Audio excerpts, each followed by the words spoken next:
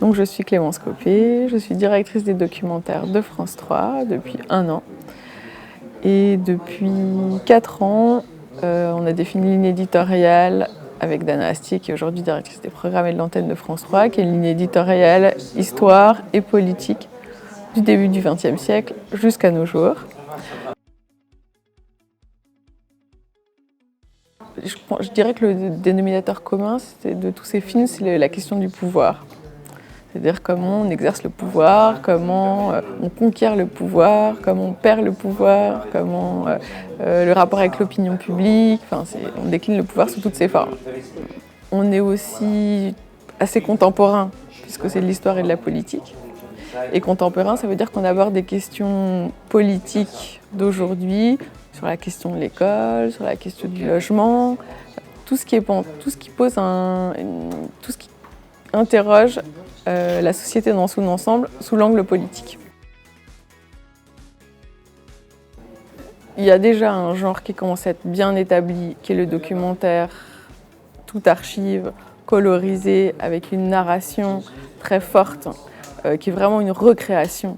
Parce qu'il y a 60 fonds d'archives différents sur un même film, il y a des écritures élaborées du commentaire, énormément de post-production, souvent ça prend 6 mois les post-productions des films de première partie de soirée, où il y a vraiment, et je pense que le public le sent, et c'est pour ça que ces films réunissent autant de public, c'est qu'on sent que c'est bien fait, il y a un savoir-faire et une qualité artistique qui se voit de façon évidente à l'antenne. D'où un certain plaisir du téléspectateur qui se ressent directement dans l'audience. Disons que ce que moi je vois dans les tendances vers lesquelles il serait intéressant d'aller, c'est peut-être remettre plus de vie dans les films, c'est-à-dire de pas seulement faire des entretiens avec les témoins de l'histoire, mais aussi de vivre avec eux et de les filmer dans la vie.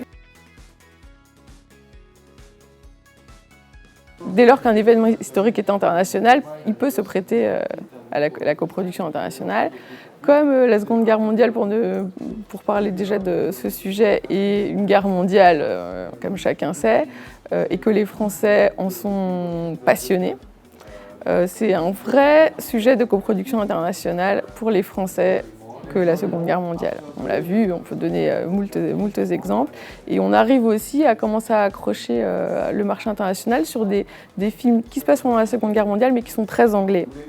Comme le film de Michael Prazan, Das Reich, Histoire d'un commando SS en France, qu'on a diffusé au mois de février. Ou comme La France ou les bombes alliées, qu'on avait diffusé l'année dernière, donc les bombes des Anglo-Américains, qui, je crois, intéresse aussi non seulement les Français, parce que ça a réuni énormément de public, 3 200 000 personnes à l'époque, mais aussi nos alliés historiques de l'époque. Il est évident que pour les 1 an des événements de Paris, en janvier, il va y avoir un certain nombre de films. Il y a malheureusement des événements qui nous interrogent à chaque fois qu'on y repense, et celui-là, forcément, va en être un.